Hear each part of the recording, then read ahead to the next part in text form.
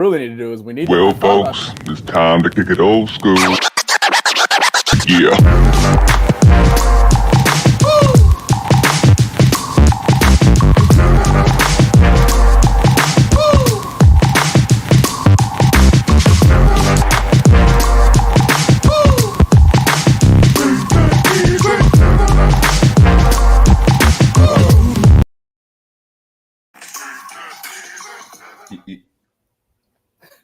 You good? Like,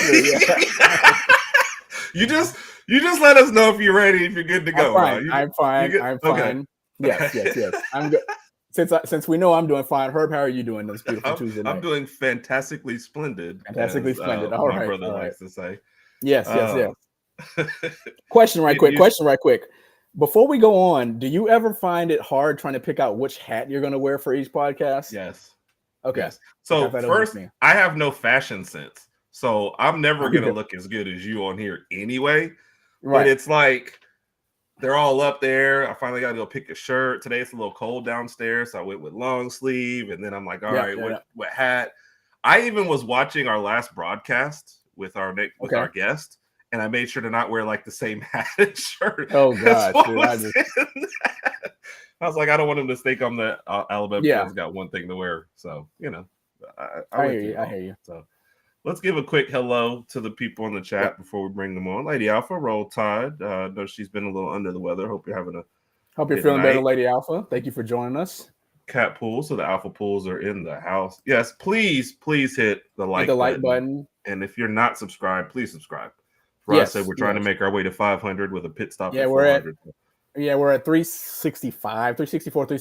So we're trying to get to 400 very, very soon. Goal is 5 before the season starts, and I think we're going to get there. So just need a little more support, and of course, much more work on our end, which we're going to produce out as far as content. So we appreciate everybody's support, but we can always use more.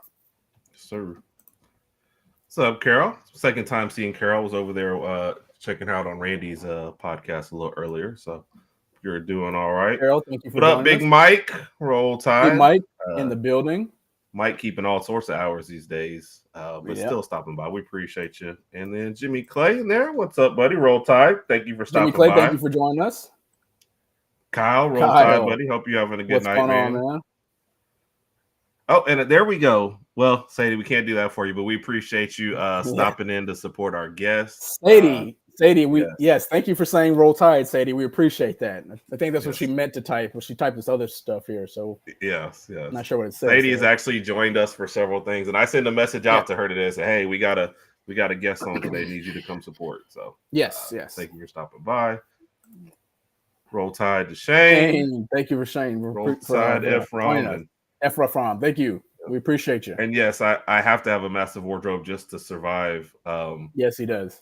Survive Alabama games. Anybody knows my tradition, and when the game's going bad, I change clothes. And yeah, it's rough sometimes out there. So we'll catch up with some more comments in a minute, but we got to get the guest on, Raj. This was one of the things I was going to say before I introed him. He was voted the most popular Auburn fan in America. It's also been evidenced by the fact I think we're the 4th podcast that he's done today, one of his own, and then 3 others back to back to back.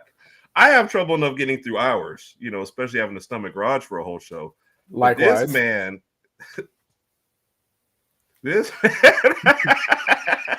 has made it work. Okay. Hugh Freeze gave some comments today at SEC Media Days we'll talk about. Our guest is the one that mapped out all of his comments and actually wrote down what he was supposed to be saying. And I believe I saw a little earpiece, Hugh Freeze. I can't confirm that yet, but I believe he was actually talking to him during the thing, kind of like head coach to quarterback. Okay. And he's also the man who brought Jackson Arnold into the fold and has been having passing drills with him every single day. Wow. I was unaware. Yes. Raj, we always bring the best on. From the E2C Network, Kyle Looms, how are you doing tonight, sir? Apparently need to put in some more work at the quarterback position because what we've been doing, if I'm involved in that, is not working. Let me just say that. So thanks, guys, for having me back. It is. Thank you for joining us. We appreciate you. Yeah. You guys get the final crack at me this evening. So I'm tired. I'm raw. I might swing a little bit for the fences here now at this Go point. for it. We Do what you always gotta do, encourage our guests, man, to go for it on our show. Yeah. And so we've had some guests who are like, oh, I think my team might be like, 8-4 this year. I'm like, 8-4? No, talk your guys up. This is the Right, time for right. optimism. Wait for pessimism in like game 6. Game 6. Yes. It does feel like the time where that starts to set in. If the reality of what the season will be or might be sets in about that time. Yes, sir. And Randy, saw you jump in there. Hope you're having a good night, man. Saw you guys on there earlier. Thank you for joining us, Randy. Let's be honest. Are you tired yet? Because I've seen, what you've been saying about it, of the Hugh Freeze golf questions leading up to media days. And then I didn't get to see the Tennessee broadcast, but I know you guys touched on a little bit. But are you guys a little tired of that? Because I know you had your personal feelings and you weren't really worried about any of it to begin with. Yeah. I mean, I certainly can rehash that a little bit for everybody who wasn't one of those other spaces. But I'm. It's not that I'm tired of it. I actually don't. I enjoy talking about it with you guys because we're taking a more well-rounded approach. What I'm tired of is the obsession and lack of context-driven conversations around these type of topics and people not doing their homework before they did it. I have these high expectations for us as Auburn fans. We preach all these things. I feel like we live out most of these things that we say and what it means to be part of the Auburn family. But I feel like we can just do better in some of these areas. And come on, folks. I mean, we're talking about golf in the middle of football. Like, first of all, why is there even a journalist spending time? I know why, to look up these things and somehow wait for the perfect opportunity to put that in. I've said this a couple times. I'll say it here. If you are, I'm talking to the Auburn fans. If you are spending any time worrying about golf, you need to find something else to do with your life. But in terms of with relation to football. Now, if we're talking about the men's golf team, outstanding, by the way, women's as well, too. But I mean, they didn't win. They didn't defend their national title this year, but we won't get into that. They still had a great season. No, I think it's fine to take a story and digest it, talk about it a little bit. But amongst the Auburn fan base, I've been a little bit disappointed with the obsession about it. The opposing fans taking it and run with it. That's just what we do, right? I mean, I've used this example for Randy with the whole Georgia. Everybody gets in a speeding issue over there, so we call it Speed U over here at Auburn. Yeah. So it's just what fans do. Opposing fans do. I got no issues with that, other than Big Mike taking his shots. You said that earlier, and that's why I figured you'd be okay with it. Your other fan bases are supposed to take their shots whenever they can. Yes. You expect that. And especially during now, to Kat's point, is the joys of the off season. I mean, obviously recruiting is the hot topic around college football nowadays, but that's kind of slowing down now. So whenever this whole golf thing comes up, we need something to talk about. We need something to put on social media. Thank you. We need something to just engage with other people, regardless of how absolutely ridiculous it might be. Let's just put it out there. Hey, let's talk about this today. Oh man, Hugh Freeze isn't recruiting. He's golfing. All right, cool. That's really it's the best we can come up with today. So we'll find out something tomorrow. I don't know. Yeah. Just take if you're an Auburn fan, just take a step back, realize what's going on here, and it's Kenyatta Watson. I said this on Randy's show, is our recruiting director. Right. He said it best. This is a marathon, not a sprint. And also, let me point back to the past. What has Hugh Freeze built his reputation off? Recruiting, because he's done it well. He's done it here well at Auburn for the 2.5 years that he's been here at this time. And I quantify that not by stars, not by rankings, but by those people that he's recruited getting onto the field, earning playing time quickly, replacing people that were already here, and then becoming all SEC type of guys, either getting those recognitions or close to those recognitions as true freshmen, true sophomores. That takes time, that takes patience, but we're seeing those dividends. So a small blip, a sprint, when this is really a marathon and people are worried about a sprint, I'm going to go back to Mr. Watson, our recruiting director. I'm good. I'm not worried about golf. Okay. And we'll get kind of more into that in just a little bit, following up with the recruiting thing. What else did you take from it? And I didn't, full disclosure, didn't watch. I read through the transcript of his, so I don't get body language in that, of course, but I did read through all his answers. Surprised he didn't take an opportunity to take a shot at Lane Kiffin, but he was actually complimentary of him. I thought that might be like a burn him down. He was like, hey, I don't have time for social media. Were you surprised at that, or did you feel like that was kind of let's just get by it on this? No. I expected exactly how it went. If I know you didn't get to watch it happen live, but you'd see him chuckle and kind of like, oh, here we go again. Old Lane getting me. They have a family connection. Some of his family Chris Kiffin has been part of his staff's previous, and he has a great admiration for his father and Lane as well. And everybody knows this is Les Miles. You know what you get with Les Miles. You know what you got with Steve Spurrier, their antics and stuff. This has been established before in terms of what he does and why he does it. I will say it gets kind of sad that we live that rent free in his head, that being Lane Kiffin. Right. But I didn't expect anything else from Hugh Freeze other than just a chuckle and saying, well, he can do what he wants to do and just take it in stride. He was getting attacked from all different angles at this point. So it's basically like a duck, water rolling off your back at this point. He knows the worst of that is not coming from Lane Kiffin. Right. Well said. Yeah, well said. That's true. What else did you take from his comments kind of overall? The big buzzword of the day for me, assessment of self, head coaches assessing themselves, players, team, program. We all recognize that there have been several losing seasons in a row. No hiding the facts. We've got the recruits. We've got these people getting on the field early, seen some success with that in terms of just individual performances. What's not working? Well, you got to do some real hard look and self-assessment to do that. And so the big topic today for me that I found very interesting was this concentration on these personality tests or psychological tests that the coaches put themselves through, their players through, namely their transfer portal guys. And I think it's easy just to go, well, of course you would do it for a transfer portal guy. It's a quick little assessment of is this going to be a good fit when you're in a speed dating scenario. I think Hugh even spoke to it that way. But it also is important in general to do it for yourself and things like that. So I see a lot of self-reflective today. And with that, I see a lot of confidence because I think they have taken the time to digest what isn't working. Where do we need to go? And so if you've got that introspective look at all levels, up and down the board, to me, you couple that with the whole picture of the recruiting, I think that could spell for some interesting time this year for people, especially when you couple in convenient games at home. You know what I'm talking about? I don't know that I'm ready to talk about it, but yes, that is very much on it. We'll get to that in the last segment for sure. Yeah. But yes, sir, we are unfortunately with you on that. Yeah. Yes. So basically, you don't expect to walk away necessarily from SEC Media Days with bad vibes.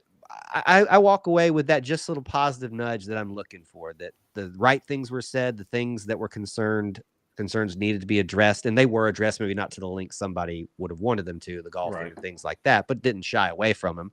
I think the boxes were checked, and you can kind of start feeling that fervor if you're a fan. Okay, can we believe? We'll see. Sorry, going over the Kiffin and the Auburn AD had a great lunch together while Hugh Freeze on the golf course. Yeah, Mike is taking the nuts.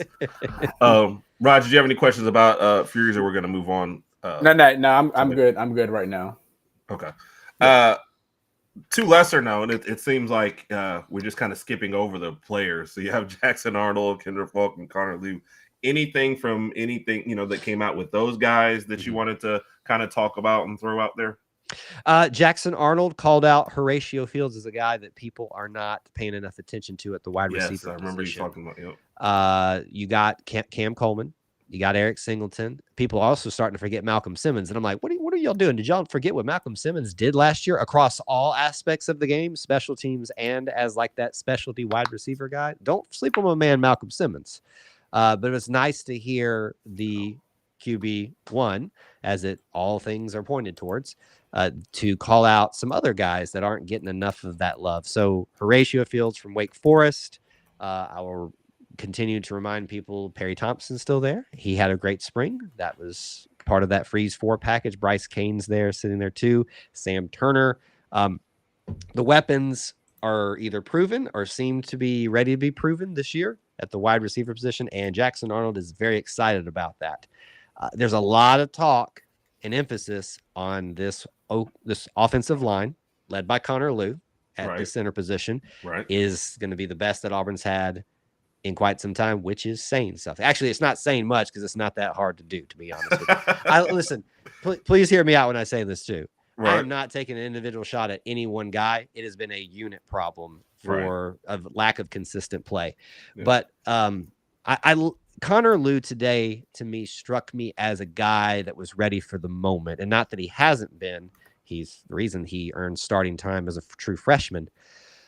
I just looked at the guy today. I was like, that dude's finally he's a dude. He's a man. Like he's the way he's carrying himself. He realizes I am stepping into the place of this is my team. And so you couple that with, the excitement about Jackson Arnold, Connor Lew, and then Keldrick Falk, who's just can I have a man crush on someone? Like, and I just have a crush on that family, to be honest with you, because JJ, his brother's here as well. Mm-hmm. I love Keldrick Falk. 2 years in a row, SEC Media Days representative for Auburn. He's already high on draft prospective boards. The results show on the field. I said it was just a small little good vibe in the right direction after the day, but maybe it's more than that. I'm just kidding myself because I love these guys. I think there's only one person that I would have swapped out for just to give them another chance, somebody else a chance, and instead of Keldrick, K.N. Lee at cornerback, who's been here for a while. I would have loved to have seen that, to hear from him. But these are your guys right here, man. I think ready to lead this team. So a lot of good stuff from them today.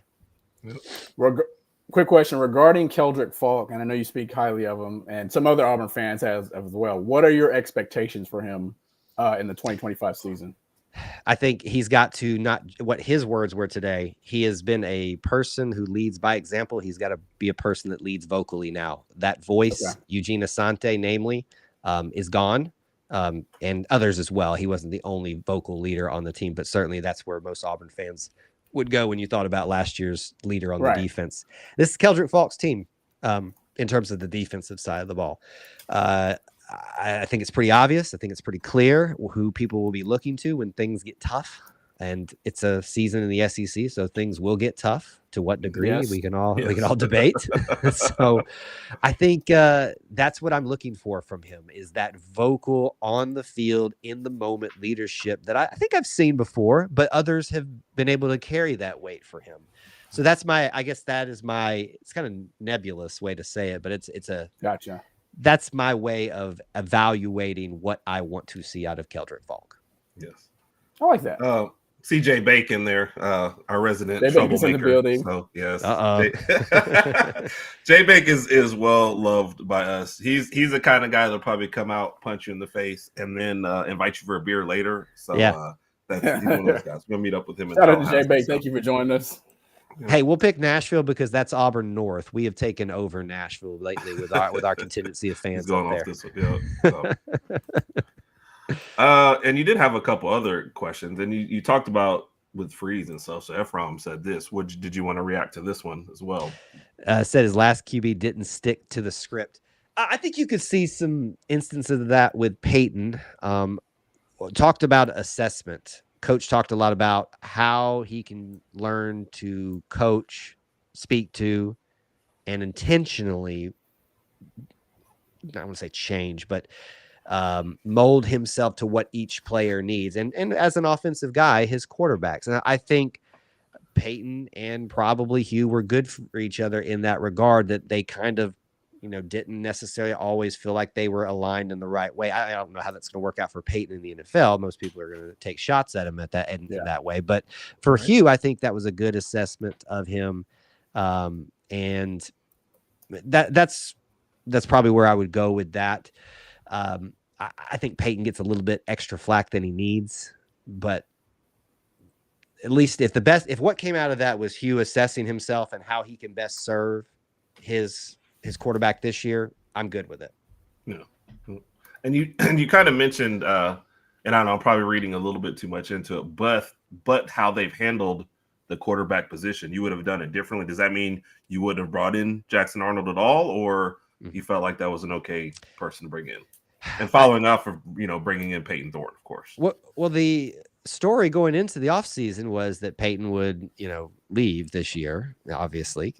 But then Walker White and Deuce Knight would duke it out. And then it wasn't so it was funny because people wanted to get into the quarterback battle early this year. And I was like, just hold on. I think some things are going to be, as they always are, not fully known just yet. And I had no clue that as soon as Jackson Arnold come in, Walker White would run off to Baylor.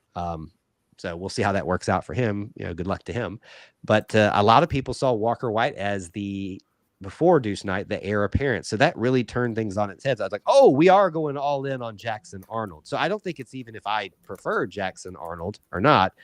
That's who we had, and that's who kind of changed and molded the quarterback room around. So you're down to Jackson Arnold, Deuce Knight, and then Ashton Daniels, who came in from Stanford. But I think we all recognize this is a guy's last swan song and is going to factor into this team in ways we're probably not aware of yet. But I think we all recognize he's here to fill a role, not necessarily be the guy unless HE double hockey stakes breaks loose and everything is just falling apart as it's tend to do for Auburn these days. I think I answered your question. I hope I did. Yes. Yeah. So quick question. So can you give us anything on Deuce Knight? I haven't really heard too much of him. And of course I don't follow Auburn as much as you do, but can you give us any as far as assessment on him, or how is he landing with the team right now? Is he doing good, doing bad, or where exactly does he stand right now? Is he the certified number 2, or is it still too early to tell? Hugh doesn't like traditional depth charts. He won't even use the term starter with Jackson, but he says number 1 guy and things like that. So we just kind of have to go with what we know. And you send him to SEC Media Days, he's the number 1 guy. So that's how that shakes out. After that point, I think it's not even about being number 2. It's, do you want to redshirt him or not? Or do you want to go ahead and start playing him now just to keep him happy, keep him around? I think de facto he's number 2, but if Ashton Daniels gets out there and shows that he's got a little something in his final swan song, then maybe he is the number 2 thing. In terms of what we've seen out of Deuce, going back to spring, which was our last true look at him, I use the term freshman phenom, but as soon as I say that, people only react to what they hear in that and don't realize what I'm saying. This is what I talk about, to context and people listening, not just reacting. Right. Freshman phenom. He makes phenomenal plays, but he makes freshman plays too. Yeah. So that's what I saw at spring. A guy in our short window of time, in whatever we call that now, the 8-day event game thing. A guy that can make, or whatever you want to call it. Whatever you want to call it, that he can make phenomenal plays at the college level. He can also have a tendency to still make freshman plays, which right? I mean, I'm thankful we're in a situation where we don't have to test how freshman he is. Yes. No, I saw the exact same thing, Keon Russell at our 8A. People like, oh, what's the future? Yeah, in the future, great.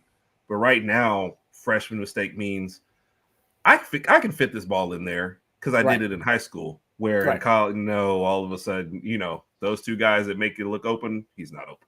Right. Defenses are going to be a lot different in the SEC as opposed to Texas high school football too. No disrespect to Texas high school football, but it's going to be a lot different than the SEC. So yeah. To her. So, what do you expect from Jackson Arnold this year? I would like to see him not go back into bad habits that probably developed at Oklahoma. I know that's asking a lot given what Auburn has shown you they'll provide you in terms of consistent offensive line play, and I mean none. So I say that jokingly. I am behind believing in this offensive line. I do live in that world of I need to see it kind of now at this point before I fully start buying into it. But let's recognize this. As much as we may try to push the blame over that way, it's still incumbent upon Jackson Arnold to understand what he's working with and fight against developing some of those bad re-emerging some of those bad habits that may have some turnovers, things like that. I hope he can stay healthy. I hope we can keep him from being in situations where he may injure himself with the offensive line. Right. He's talking up this wide receiver group, and you would understand that obviously coming from Oklahoma where they had no wide receivers because they were all injured. Yeah. I mean, that didn't hurt him against us, but I don't want to talk about it. I wasn't going to bring it up. Y'all said it. It's Kyle, still you had hurt. to bring it up, didn't you? Look, you come to talk to us because you know we're honest, right? Yes. And we're always going to be honest about it, and that just hurt. But go ahead. But I think he's really excited. So to me, he's building the hype around this, and it looks like buying into the culture. So I'd like to see the guy, to cut it down to simplest terms. I got to see, a big ratio between touchdowns and interceptions or fumbles as well, because obviously those factor into a court. If you're out there running around, I got to see you securing the ball, making smart decisions that somebody who's been in the SEC, who's had a few bumps and bruises physically and or mentally, has learned from those things. I think if I see him go on the road to Oklahoma, let me preface this. I think a lot of people have made that game out to be more than it is. It's a cool reunion story. I'm not looking at that as like, if he doesn't do this, then wow. But I'd love to see him just go back there and tear it up and shut down all these Oklahoma Sooner fans that I find in my TikToks lives and all this stuff that are just trashing the dude. I'm like, y'all are setting yourselves up. If this dude comes and shows out in Norman, Oklahoma, Auburn's first game there ever, y'all got some egg on your face, man. So just settle down a little bit, you little Sooners. I mean, y'all have had a pretty rough entry to the SEC as well. That's kind of what I'm really interested in, what he's going to do on the road. Yeah, Oklahoma, Texas A&M to start off SEC schedule. That's tough. Yeah, pretty brutal. Pretty brutal. Yeah. Hey, talk with Kyle Loomis here from the E2C Network. This is your Auburn preview right here on the Herb N Rodg Podcast and on streaming on the Bama Standard. I see some questions in there. We are saving them to work them into certain conversations, so you guys can keep those coming. Don't think that we've missed them. This one just got asked, and I couldn't confirm it, so I was going to skip it, but it's like I even text our boss, and he's like, I'm not sure. Did you hear anything about a complaint filed against Kiffin from Auburn? That's news to me. Okay. I have been looking this up, too, when I saw it in the chat. If it happened, then whoever the source is, kudos to the source, but I haven't seen anything about this. I think, listen, about this whole Lane Kiffin thing, I think everybody wants Lane and Hugh to be the antithesis of each other. But at the same time, like, they just seem to be like, have an understanding, like, we're just going to go after each other and have fun with this. And it's like our inside joke about that. No, I didn't know anything about that. I didn't either. And I guess Raj and I are doing the same thing. We saw the comment. I'm trying to confirm it before I ask it as a question.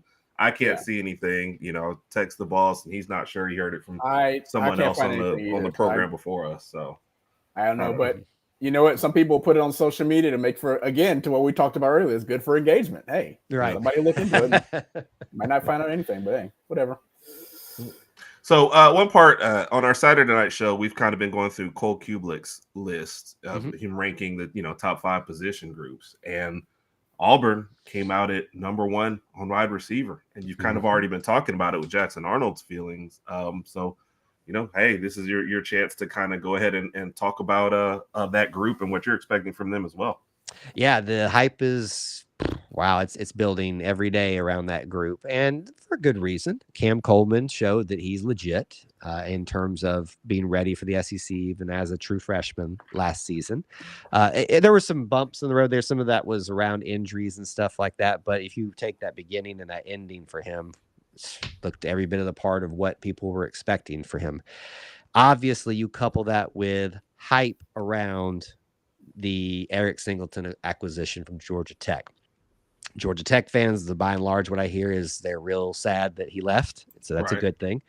I think Auburn fans are being a little bit susceptible to applying what happened with Keandre Lambert-Smith to Eric Singleton and assuming it's the Cam Newton thing. Surely the next one of these kind is going to be the next Cam Newton. I am not saying he's not. Please, if you're an Auburn person, please don't hear me telling you he's not talented. He's not going to be great. I just want to wait and see kind of thing, because I like to go off what we can best know. We know that Cam did that. We know that Malcolm Simmons, who I was talking up earlier, showed up and showed out in that way. Horatio's getting before Jackson said it, I thought Horatio Fields was not getting looked at enough. I want to wait and see on Eric Singleton, not because I'm doubting him, but just because how's that going to work? You got Cam Coleman, who's the star in a sense, and then another superstar coming in. How does that work with young gun and guy that's been around for a little bit, and Eric Singleton?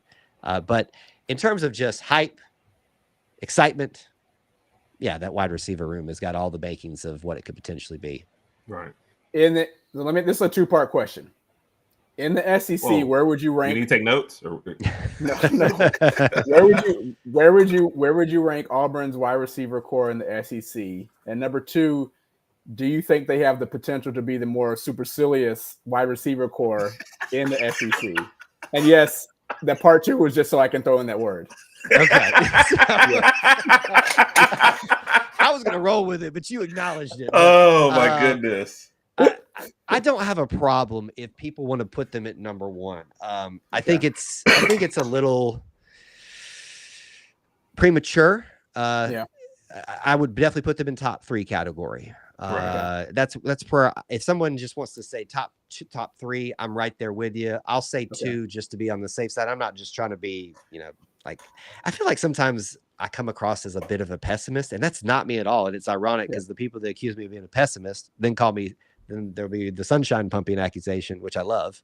So right. You can't win whichever way you go on these things. No. Yeah. Yeah. And when we were watching that list, I think Auburn was 1 and Bama was 2. I felt like it's kind of more Auburn has like a more qualitative group. It's kind of more at the top versus Alabama, I think, has more depth to their group. But I wasn't mad at the rankings at all. And you mentioned in there Singleton. Cole Kublik was very high on him. Like you would have thought they were related as well as he was talking to him. But that's somebody. And see, there you go. Oops, sorry, super slick. Singleton, yeah. So, I think Mike thought I said supercilious.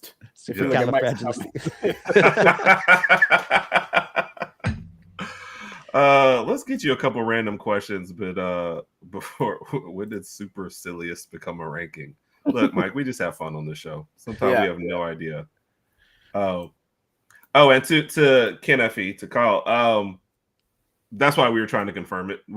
I just have no confirmation. We don't mind the question, but before I asked it, I wanted to actually make sure it was a thing. So yeah, I thought I'd missed something as well there. So I was like, oh, that's probably something I should know about, and I'm behind. We will give Jay Baker a little bit of shine. This is something that he's been posting forever. What do you think if this happens? I mean, if you lose your homecoming game, it's kind of it's hard for me to help you come back from that. Harsin nearly did it and pulled it out of his butt. Yeah, it's hard to come back from that thing. He tried. Wait a minute, am I correct on this? Hold on. Yes, he tried to do it twice. So Georgia State and Missouri. Yes, I think. I'm trying to remember if that wasn't Malzahn's last year. No, Harsin nearly lost twice in the homecoming situation and had to have a miracle from TJ Finley against Georgia State and then a fumble by Missouri at the goal line. Yeah.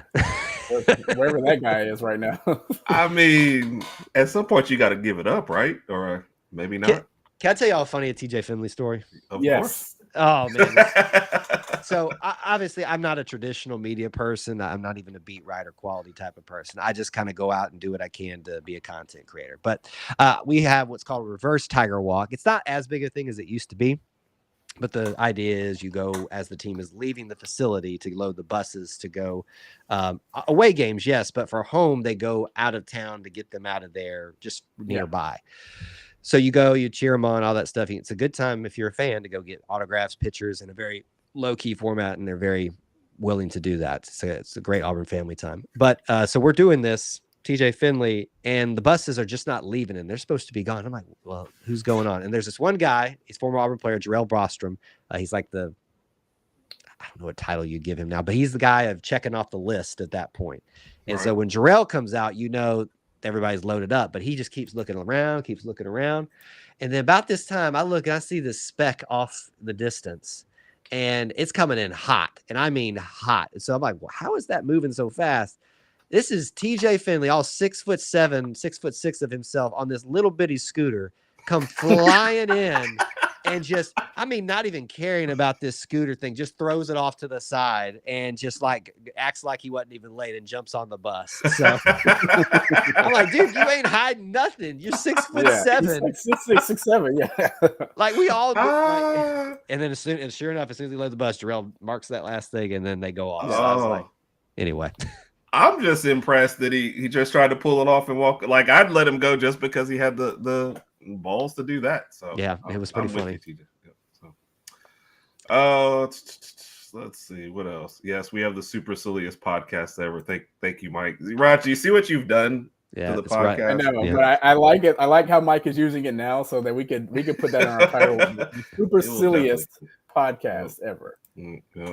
God, now you're gonna have this is gonna be trending now because we're all gonna be searching for this for the rest of the night, trying to find out. So local Auburn podcaster confirms story with Hugh Freeze and Lane Kiffin. Here I am now, part of this also. Yeah, it's not so. Yeah, it's funny that you say that because I never thought of you as like a pessimistic guy when I watch your stuff. I always feel like, I don't know, you kind of tell it like it is, and if you feel optimistic about it, like with the golf thing, but I never thought of you as a pessimist. I think the idea is that if you're a realist, if you tell it like it is, that somehow has like you're willing to be a little bit more negative, and that's not just the case. I mean, the sky is not falling everywhere. Like we could just take a step back and breathe for a second, folks. Right. I do get more of the sunshine pumping accusation, which it just makes me giggle every time I see that. I was like, that's someone who's living their life just in a sad way. If that's the best you got on me, bring it on. You're good. Yeah. I agree. I like it, man. I like it. All right, we've pretty much asked every coach this, so this isn't just because it's an Alabama for Auburn thing, but your Hugh Freeze hot seat rating going into this season. Yeah. Well, it depends on who you talk to, right? If you talk to pundits out there, then what we want to talk about in the offseason is hot seat ratings. Hugh's on there, right? I guess the question is where's he at on a SEC list of hot seats or a all over hot seats? To me, the seat should not be hot. It should be warm because we've got to see on the field the expectations of the on the field success have to start coming this year. Right. It's going to mean different things to different people. I have legitimately heard from people that pretend to be saying Auburn fans that say if he doesn't reach 9 wins this season, that he's done, and that he should be, not that they think he will be done, that he should be done. And I'm just like, I mean, okay, sure. I need to know what you mean by that. Do you mean he wins every game but loses the 3 easiest games on the schedule? Like, I mean, what are we talking about here? There's some discussions that need to be had within that.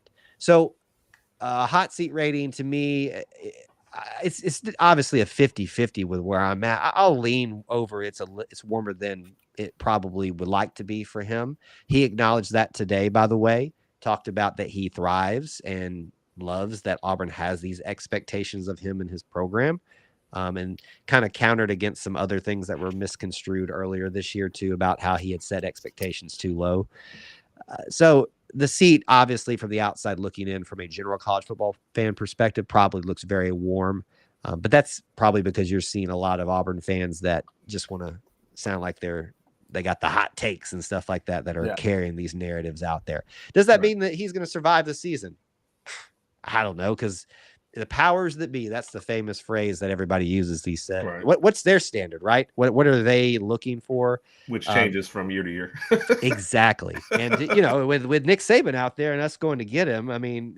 based on you were the one that started the rumor, weren't you? Based on the rumor we heard this morning, apparently there's a possibility it could happen. What if that did happen? I was going to ask you. I know I just pissed off a lot of Alabama fans by asking that. What if that was actually happened? Oh my goodness. It would be, I'm trying to think of something to compare it to. I don't know. I don't know what that would be. I don't want it. I want no part of that, man. But he's got too much crimson stain on him. I'm good, Yeah. Well, there's LSU fans that hate, Saban, even though he went to the NFL first and came back. Yeah. But it was nowhere near the legacy he built in Alabama, right. with LSU. Going to Auburn would just Yeah. Yikes. Yeah, I was about to say you're getting roasted right now, man. That's why I said it. I had to bring it up. Yeah, Judas. Oh my goodness. I don't know if all the people that are protecting him right now, if you say anything bad, would just turn on him in a heartbeat. That would be it. So Kyle, let me ask you a question right quick. Hypothetically speaking, based on what we were just talking about, if Hugh Freeze was to have another bad 2-3 years, whatever the case may be, and his seat eventually got crispy and he was removed, is there a name out there that you wouldn't mind seeing take that place if that was to come to play? We're going down the road that I hate going down. While you're thinking about it, Randy, because Kirby Smart's not on the hot seat. They gonna build that man a statue. So no, that would be a ridiculous. At least everybody else we've asked at least has some degree of it. If you want to start fun stuff here, we already did with Nick Saban. Kirby, got turned down by Auburn, or is the story. So we could right that wrong, I guess. Randy, did you hear that? So the rumor is that Auburn has been offering contracts out to Kirby Smart. That's what we heard first on this show. Breaking news. Okay. That's what I said. Yes, absolutely. No facts to back that up whatsoever, but that's what I said. That's why we're podcasts, right? We can. If we want to go down the hypothetical route, I, whether for right or wrong, am a big fan of Auburn folks coming back to Auburn. And there's if you want to go the up and comer route, Rhett Lashley's sitting out there at SMU. And it harkens back to my glory days of the Gus Malzahn days. Although he is, I think, very different from Gus Malzahn. People will accuse Gus a lot of never changing, and I think probably his protege did those things. I've already said I'm a Gus Malzahn fan, Malzahn fan apologist in some ways too. I would say that we've seen that dance. We've danced that dance. We've done that thing. Let's move on. It's the same thing that like Damian Craig, who's been to Auburn already once, and everybody wants him back in a assistant coach role because he's a great recruiter. And I'm not opposed to him coming back. Don't hear me say that. But there's like this obsession with like him getting him back, and that's going to solve all our problems. I'm like, I've done that. I've just, let's do something different. So that's the only name that I would even begin to venture talking about at this point. Outside of that, I mean, Gus seems like he's done with his time as a head coach, or at least desire to be so. So that's clearly not happening. Right. I think Kirby Smart's that's what I said. Kirby Smart's the right route, right? Yeah. From this point forward. Wouldn't that be weird? Would you ever give Cadillac another shot? And I say that not just because of interim, but because you mentioned on the last show that he's one of your favorite people, period. I'd need to see him do some more head coach experience before that. I love me some Cadillac Williams. And I wish that he was still here in some ways. I wish he was still here. I understand that just things needed to change. But if he were to go get some college head coaching experience, I could be easily persuaded with my love of one Cadillac Williams. Not saying it's the right choice, but the homer in me is very ready to be swayed. Right. No, I agree. I think that's a tough one, though, jumping up from, not having really done it to coaching at Auburn and the SEC. I'd hate for him to fail because of that, because I like Cadillac too, and I'd love to see him succeed. Yeah. But what a beast this can be. I got a name. So I'll play. I hate playing this game all the time on the thing, but I other than Rhett Lashley, Marcus Freeman. Ooh, okay. I think he would do well with SEC resources. Yeah. There were rumors that Marcus Freeman wanted to be defensive coordinator at Auburn, and it never worked out. Wow. Okay. I'm just saying that, and I'll just go that route with it. Marcus Freeman.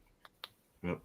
So this kind of ties into some other stuff we're saying. The boss actually texted me and said, if I don't put my question on, you're fired. He's already fired Raj, so I'm gonna put up. But how is the hot seat possibility resonating with recruiting in terms of being sold on the program?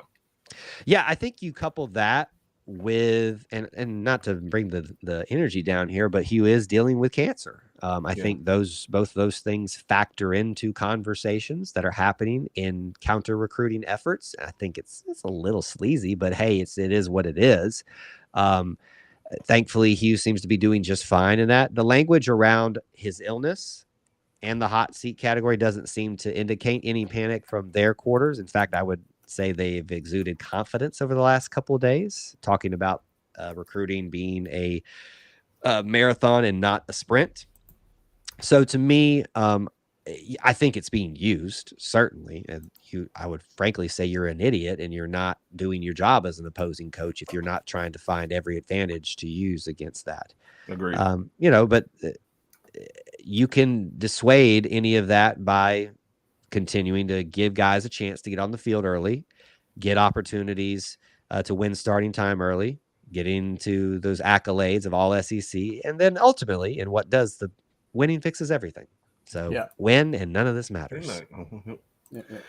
What is kind of your correlation with how this season goes? Like, do you have a spot Auburn needs to finish at in December, recruiting wise, balance with, all right, if it's an 8-4 season, this got to be a top 10, recruiting group by the state. You know what I mean? Is there, or are you like, look, Herb, those are totally different, separate. We got to have this, and this doesn't matter. And I say a lot of this because what I'm gathering from Hugh Freeze's comments and kind of not, like the recruiting will come along. He really loves this group for this year. Yeah. And, recruiting is, that's the next year thing, but he really feels strongly about the group coming in this year. Playing this year, excuse me. No, I like the way you phrased that. So like when we talk about expectations, we got to talk about multiple parts of that. And certainly the two biggest parts are the on the field and the recruiting. He's already sold and won on the field recruiting, on the recruiting side of things. I think you could take a quote unquote step back in rankings, star amounts, all that kind of stuff this year, if the wins come with it. So you win 9 games this year, which would be probably in most people's minds, a significant increase for Auburn. And you have like just a top 20 recruiting class. Oh, we're all good. Like, see the on the field stuff happened. You maybe slipped a little bit, but top 10. Texas A&M to this day, as far as I know, by most recruiting services, had, I forget what year it was under Jimbo, had the highest amount of stars, the highest rated class anybody has ever had. Was that 2021? I think so. Okay. That sounds right. We'll go with it. Yeah. But where is he now? So it obviously isn't the stars. It's what you do with the stars / how many stars they have when they leave. Right.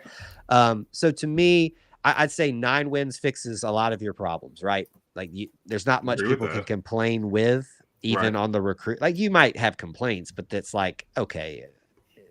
Plus, that also puts you on the cusp of the playoff if you don't happen to make it. Right. Which is what he said today. And people, please listen when you hear people say things. He was very open about his opinions.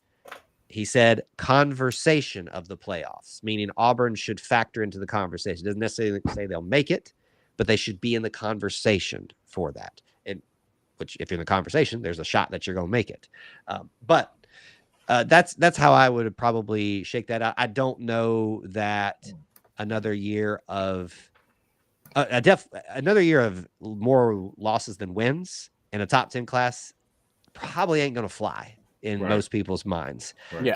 You have 7-5, top 20-15. You're probably really dancing with danger there for powers that be. Right. So I think 9 wins fixes everything, I guess, is what you should think about here. 8 wins gets the job done. 7, you got to really be showing you're consistently in all other areas producing. So it's a fine line, and it's a dance he's got to dance this year. Yep. Yeah. And that leads perfectly into looking at the schedule. And you started off, Ephraim had asked this earlier, the Baylor prediction, and then we'll kind of go into others. I don't want to say a lot, but there is, a mix of people are talking about possible upset already in that game. Mm-hmm. But what do you think about starting off the season and then just kind of going through starting off the season with that game and then going on through the rest of the schedule? Well, let me just give a shout out to my new sister-in-law and my brother who just got married. I was actually in Waco this last week. They are. Okay, cool. She is a Baylor Bear. He has become a Baylor Bear. I have officially removed his Auburn card from him now. That's just, we handled that this week. So, but their family's all Baylor. So we're kind of excited about this weird correlation we have. I had planned to go to this game, and I may still. It's iffy right now. Anyway, you're going to hear Walker White talked about a lot here. I think they've already named the starter, and it's not him. So I don't think that's going to factor into anything this year, maybe next year when they come back to Auburn. Yeah, look, if you lose this game, you get 2 easy games at home, but then you got to go on the road to Oklahoma, Texas A&M. And so that means there's a potential there for a 2-3 start, which is not going to go over well. And Georgia just around the corner. So, right. Are you asking for predictions now at this point for what? We'll start with the and this is wrong. And I was like, oh, am I wrong? This is on Friday night. Do you like it being on a Friday night? Does that affect anything with actually how I you love prepare? It. Okay, I love it because let's talk about facts here. Auburn and Baylor at this current juncture this year are not the premier game, and on Saturday they were going to fall amongst all the premier games. Right. However, you do this on a Friday night with them getting excited doing their blackout on the Brazos River, and then Auburn wearing their Stormtrooper whites. It's not only going to look good on TV, I think the energy is going to play really well on top of that. Right. So right now I feel pretty fair to say that one's going to be a win, but certainly I could be convinced otherwise if people want to point something out to it's Baylor's been good in the past, but Dave Aranda is kind of on the hot seat. I feel like too always there. So it leads me to believe that all it's going to take is one little crack in the armor there for the faithful to start getting the what do they say? The natives are restless with Dave Aranda. So that's where I'm leaning. All right. And you said, okay, so starting off there, Oklahoma. Yeah. What do you think the record is going into Georgia? Yeah. Let me just do that. So I'm gonna say this for my viewers that are here, and thank you guys for coming over and supporting Raj and Herb. There you go. This is not my official prediction because I do that 2 weeks out from the season, but I'm gonna do my gut reaction to you right now. And we recognize it is definitely early, so you want some time to think about it. Yeah. But this is gut reaction. I'm gonna go win. So that's 3 wins in a row. I'm gonna go win-loss. I'm gonna go 4 to start. Wins to start the season. Loss at Texas A&M, loss to Georgia, win in Missouri, win at versus Missouri, at Arkansas, win. I feel like Auburn's always capable of losing someone they're not supposed to. I guess you could say Kentucky. I'm sorry, Vanderbilt is prime, sitting right there with the Diego Pavia narrative. Mercer's win, Alabama. So I think I've got us 4. Alabama. I said that very fast. Alabama, I feel like could very easily be a win for Auburn if everything is trending in the right direction at that point in the season. Now, we've seen some pretty bad Auburn teams give Alabama teams the business who had no business giving the business to Alabama teams in Jordan-Hare Stadium. Right now, where I'm sitting at, I feel much more confident about that Alabama game in November than I do the Georgia game. And I'm very excited about that Georgia game. So I think right now I'm going to go with my easy answer and where I always start at. I'm kind of comfortable sitting at 8-4 where I'm at right now as an expectation. Right. But I can be convinced one way or the other about the schedule. Yeah. So if you had Alabama as a win, and then you're like Texas A&M and Georgia are losses, where would your 3rd or 4th? Yeah, I guess I need to come up. I'm going to throw that weird one in there. Well, I'll say this. To be fair. I throw out 10-2 for our record a lot. Mm-hmm. I never picked the 2 because I don't like saying, I think we're going to lose this game. One of those games. So if you just want to go with your numbers, perfectly fine with that. That's fair. But let me clarify that too, because it's a good point. I want to make sure I'm giving some facts behind what I'm saying here, not just throwing things out. I think the easiest answer in a 4-loss scenario is Alabama, Georgia, Texas A&M, Oklahoma. That's the easiest scenario there. It doesn't fit. The easiest answer is never the right answer, it feels like. So I'm going to just say, I'm just going to throw Alabama is a win in there just because it'll please the Auburn fans. And I do feel like it's going to be it's going to be tough. We're not counting it. Oh, yeah. We know what happened the last 2 times we went there. So that was So let's change it around then. Let's say Georgia loss. Let's say Oklahoma and Texas A&M are losses, and then a weird Vanderbilt game yet again because apparently Diego Pavia did some voodoo on Hugh Freeze for some reason. I'll go that as my least likely or less likely scenario, but the obvious one that I gave you for 8-4, that feels probably the more comfortable situation. I feel like a 3-game losing streak in the middle of the season, though, and they're getting Freeze out of there. That would be. It's going to be tough to survive that one, unless it is literally like you are in this game and something crazy happens. It's right there. Yeah, like there's something that just can't be predicted in like most of those games. But that's asking a lot. Sure. I want to be cognizant of your time. Do you need to get out of here in just a few minutes, or do you want to get to the last couple of questions? You guys are my last. You're the best and the last of the night. Sorry for everybody. We appreciate you. That makes us feel so good. We appreciate you, man. Well, let me get a couple of the other people's questions. Now, did Randy not ask you this on the show earlier? Because I was listening. I don't hear this, so he's coming with the zingers afterwards. I heard today from a beat writer that Auburn is routinely being outbid by $100K in NIL recruiting bouts. Thoughts on that? He didn't ask me this one, as far as I remember. Of course, I've been asked a lot today. Yeah, he didn't ask it on the show. I watched the whole thing. I not heard anything about that. I've heard crazier things than that. Can I ask y'all, where did this figure of 11 million for Jackson Arnold come from? Like, where do we get these from? I didn't know anything about that. Yeah. Maybe it wasn't 11 million, but it was just some weird number that was like very specific. And I was like, what message board did this start on that y'all are all regurgitating this from? Always want to know who's leaking certain numbers and what does it benefit to get you that, Yeah. And I'm not saying leak as in that was actual information leak. Like, who even threw that onto the universe to start? I have no idea. And I see this a lot time in I'm sure you guys too, live streams. You'll see that a narrative is pervasive across a lot of people's minds. And so I start getting more inquisitive, and I ask, it becomes me questioning the audience, where are y'all getting this from? Like, where did this start?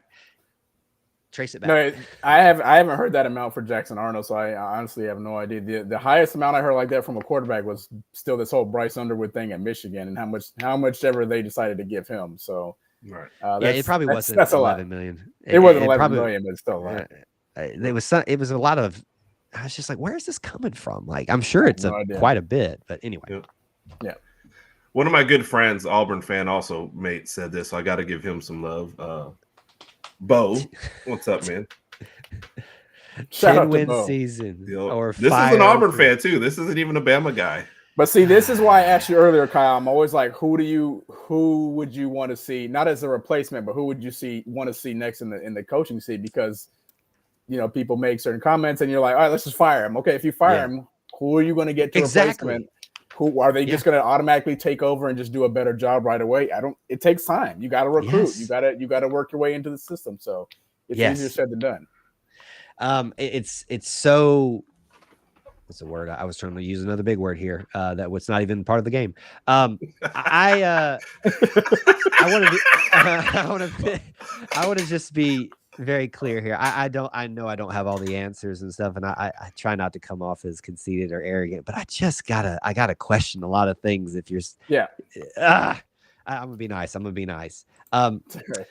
With the lofty expectations that some have without a lot of context. However, let me say this back to what you brought up again. If you're gonna make a change this year, it better be the right one.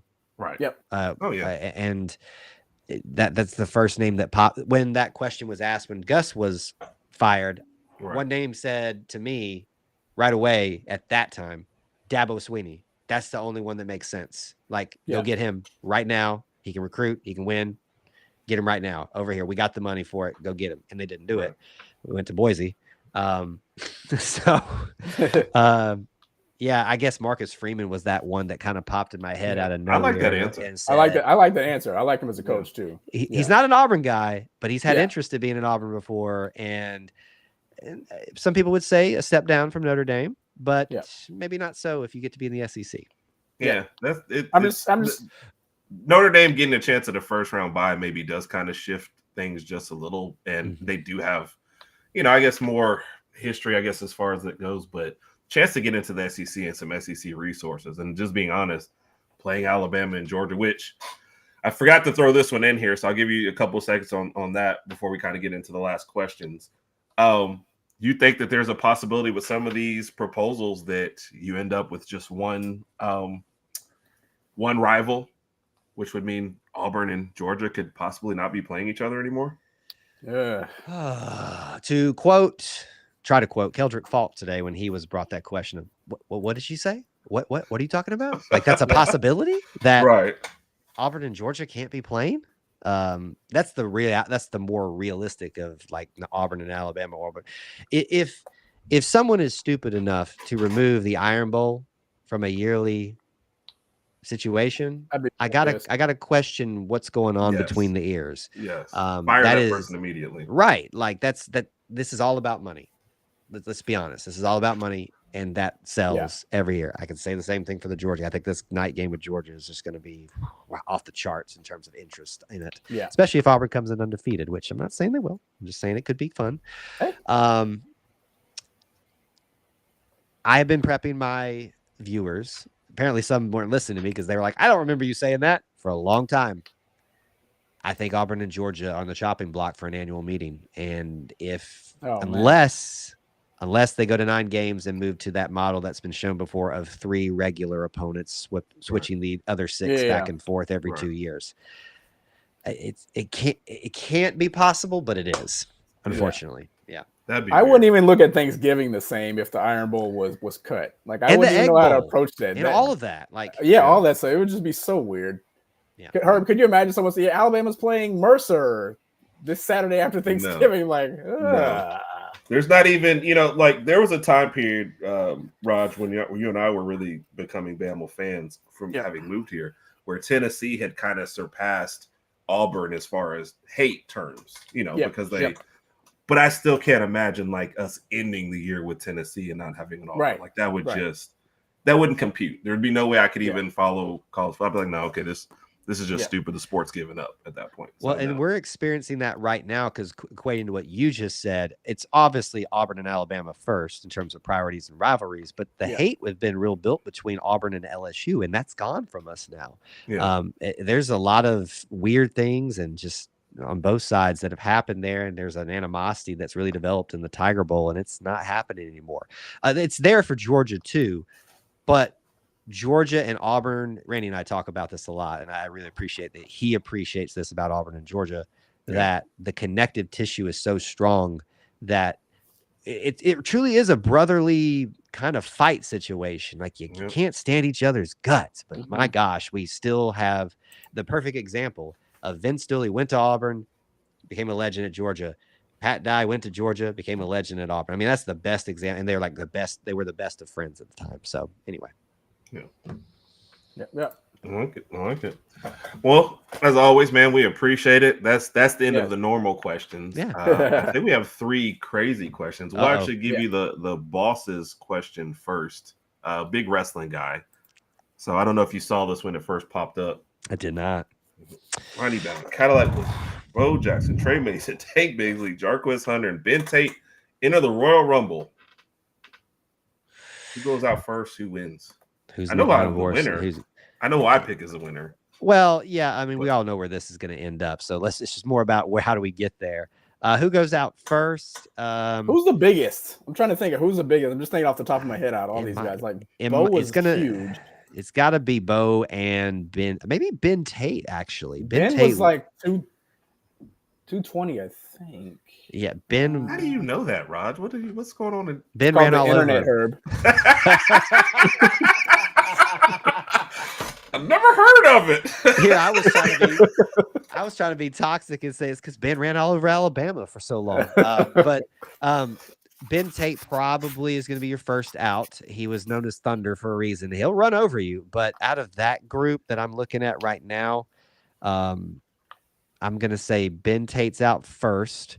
Final 4, Bo Jackson, Jarquez, Cadillac. Oh, and do I do it? What, Tank? Trey. I'm going Trey Mason. I'm going Trey Mason in that one. Okay. I love not having a guy named Tank in your Final 4. That just seems like a travesty. I know. And who wins it? Come on. Bo knows, baby. Got to. Oh, come on. I'm playing Tecmo Bowl in the Royal Rumble with Bo Jackson. He's winning. What are we doing here if we don't pick Bo for best in that group? Yeah. Raj, do you want yours next? Yeah, JB, I don't know if I can ask yours because I asked that. I saw that too. We have to wait for that one. Yeah. But he did answer this similar question last time he was on here. So I don't know if it's fair to throw him in the fire again. I'll take the other person this time. Do you remember who the last one was? I think I picked you, Herb. Oh, dang it. So, yeah. So Raj is going this time. Yeah. So see, I want to keep my 1-0, so I'm not going to ask that Oh question. my god! All right, Kyle. Question right quick. Let's just say you had to take the same job you're doing right now, social media, paraphernalia, everything in your house, your room, the love for the team that you have, and you had to take that and allocate it towards a Big 12 team. Which Big 12 team would you choose? And keep in mind, you have to do the same thing, but for that Big 12 team, which Big 12 team are you choosing? So I'm asking this qualifying question because does it have to be a Big 12 team? And I'm not asking for another power conference. Let me answer the question. And I'll tell you why I'm asking. Okay, good. Big 12. Believe it or not, it might be Baylor because I've gotten so acquainted with that. But I'm going to go out on a limb here. I'm going to say Oklahoma State. There's something about okay colors, maybe a little bit. There's orange in there. Oklahoma and Oklahoma State, Bedlam, Iron Bowl, that feels something a little bit similar there. I don't know much about Oklahoma State. I do think they have actually very similar background to what our academics would have been. Our roots would have been in academics, if I'm not mistaken, heavy in sciences. So my gut is saying go Oklahoma State. I probably would end up being Baylor, though. Here's my other one. And you're just going to go, what? Wyoming. Wyoming? I have a You're the second person, though. Really? Randy? Are you a Josh Allen fan? No, not. I mean, I am now because I know he's attached to Wyoming. And he'll correct me if I'm wrong. Okay, but so I think why Randy said the same thing. I'm curious. Yes, Randy said the same. Yes, because Pat Dye came from Wyoming to come to Auburn, and that's like ever since I found out that fact, I just started realizing, where is Wyoming? Why is it out there? What do they do? Every time I turned Wyoming in College Football 25 into the powerhouse of the ages. Just obviously with the easiest setting set on it, but that's not important. So I've just had this weird affinity for Wyoming. That is interesting. Okay. That is crazy too that you guys both picked it. So, and of course, I did this service for this section. This is the questions of death that we always end with. We actually let our boss ask the first question. That was the Royal Rumble one, and then Raj's. We usually do end with the Herb versus Raj, but because you asked it last time, and I knew that you're a good guy, you would pick whoever you didn't last time. So Jay Bake, that's why we're not asking about the Iron Bowl, because I knew I would lose. And since I get to host this episode, I want to keep my 1-0 record. So, there you go. Last question, kind of like what we played last time. Work, play, live, ditch. All right. So you got 4 new names this time. Okay. You might like this list. I'm not sure. Okay. Hugh Freeze, Gus Malzahn, Gene Chizik, Tommy Tuberville. Work, live, play, ditch. And I skipped certain coaches because I knew either one you really loved and one was barely around. And I thought it might be the easy ditch. So I went back with the rest of it. Yeah, that's the ditch part is going to be difficult there. Work, live, play, ditch. Okay, let's go with I would like to live with Gene Chizik. I'd like to live with him. See? Work with, is it for or with? With alongside 40 hours a week. I love the hurry up, no huddle. So I'm going to work with Gus. Ditch. And what's the last one? Play. Who are you going out with on Friday night? Play who I'm going out with on Friday night. And we got Tommy and we got, who else left in this scenario? Who'd you say? Hugh Freeze for the first one? Hugh Freeze. Wow, there's some bad jokes in fight. Yes, there is. Night. You set this one up, so. But look, Hugh, I love you, man. I love you, but I'm just gonna say, I'm gonna ditch you right now because we haven't got to know you all that much yet. So I'm sorry. I'm gonna ditch Hugh Freeze in this scenario. I got loyalty to my past guys, but play with. I'll pick Tommy Tuberville. Tommy's got all the connections now that he's a politics guy, right. So he's got to know where the party is, right? So I think. I'm pretty happy with that, actually. Gene living with him. My problem with that answer is you've just set me up to say Hugh Freeze is just going to call you from a burner, so you know. So you don't know you're ditching his call. I mean, you just made it too easy. I did. I walked right into that one. Yeah. Appreciate that. Sorry, man. I got to be me. So Randy also wants to get in on the questions. I saw it. Do I click it or not click it? Yes, just click it. Bring the heat. Bring the heat. One podcast of national championship game. Who do I not want to see again? That's the question. Carol's already mad at you because you said that was the best podcast earlier, and then you said it to us too. Which, in your defense, they were the first one, so at that time it was the best. And then I was going to say, I don't know how much you should take that because I've told everybody today they're the best one so far. That's fair. Are we playing against each other in the national championship? He didn't say. That's the qualifier. I would say. I guess you're playing against whoever you take. Ooh. I'm going to take you guys because I want to watch the world implode when Auburn and Alabama play in the national championship. I do think that the rapture would happen at that moment. Like the world would cease to exist, and I just can't stand listening to people, grown men, bark for 4 hours. So, sorry, Randy. That's true. I'll go with the Iron Bowl just because. Wow, what would you guys are awesome, and of course, it would be great to see it in terms of just the national magnitude. championship. Jeez, dude. Mike had to throw it in. See, people get into the questions of death, and they make them rough for you. So I stayed away from the play thing for Freeze too. I was like, I don't.